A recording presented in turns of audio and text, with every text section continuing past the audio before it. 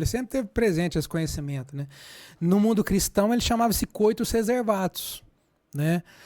Os cristãos primitivos, na verdade, o meu livro traz isso, desde o início do judaísmo, né? Ali, eles já pregavam o controle da retenção seminal e o controle ejaculatório, né?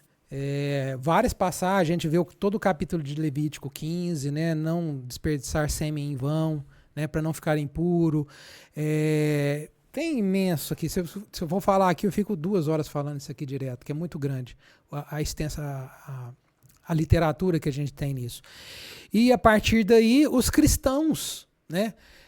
Que vieram dos essênios, que é uma tribo judaica, que é até de assunto de interesse seu, porque os essênios eram um povo que praticava o jejum, né? Que tinham alimentação regrada, Flávio Joséfo, né? E Filo de Alexandria, que são dois, um filósofo, outro historiador judeu, eles descrevem que eles tinham um comportamento bem tranquilo em relação a outras tribos, né? Que Jesus bastante criticava eles, os saduceus, os fariseus, e eram de poucos filhos, castos, né?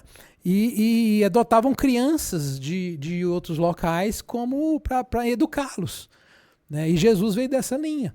Então, os primeiros cristãos, Galeno fala sobre eles. Galeno, o médico grego, fala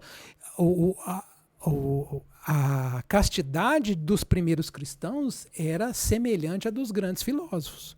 E os grandes filósofos muitos deles eram casados e praticavam a retenção seminal, tanto que eles condenam. Eu tenho todas as citações no livro falando sobre isso.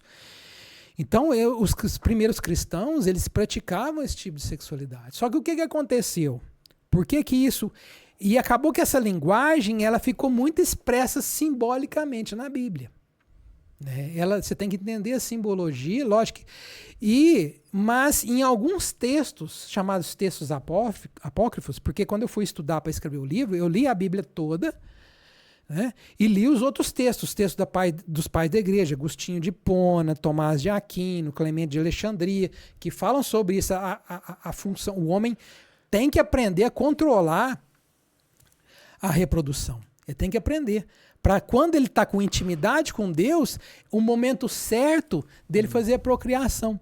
Porque o ser humano, os animais, através do tipo de atividade sexual deles, eles não controlam a sua espécie com a melhoridade, com a hibridização, com a melhoria genética? Controla.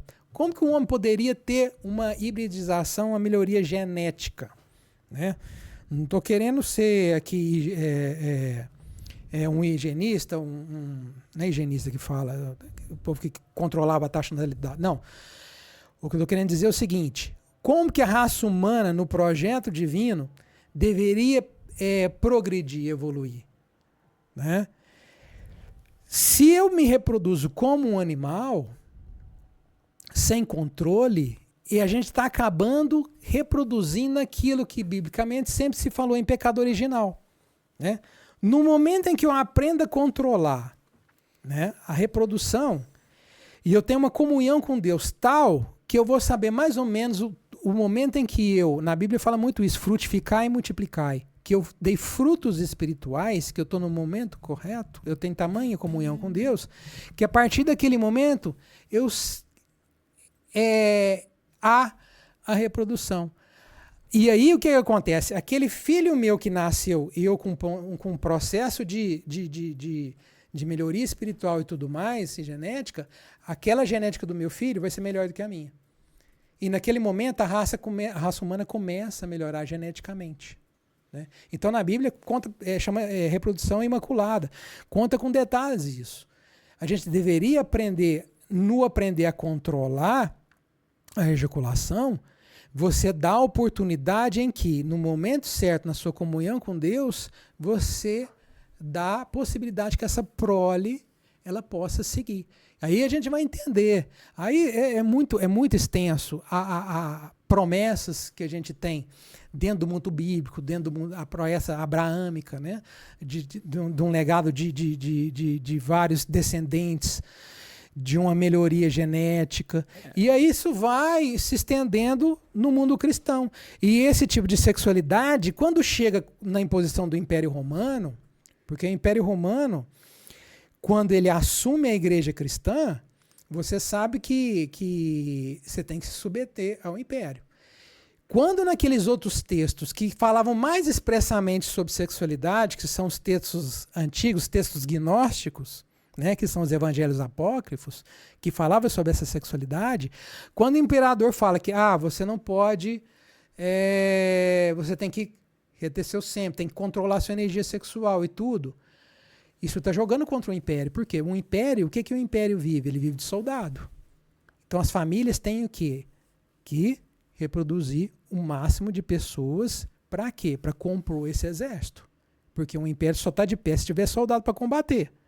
Quando ele vê na religião textos que falam sobre isso, né, o controle da natalidade, ele cai em cima. E aí, conjuntamente com essa força do império influenciando a igreja, muitos textos foram aniquilados. Né? Existe uma lei que incentivava, naquela época, quanto mais filho você ter, você tinha uma premiação, né? Uma lei romana, quanto menos filhos você tivesse, você tinha uma punição.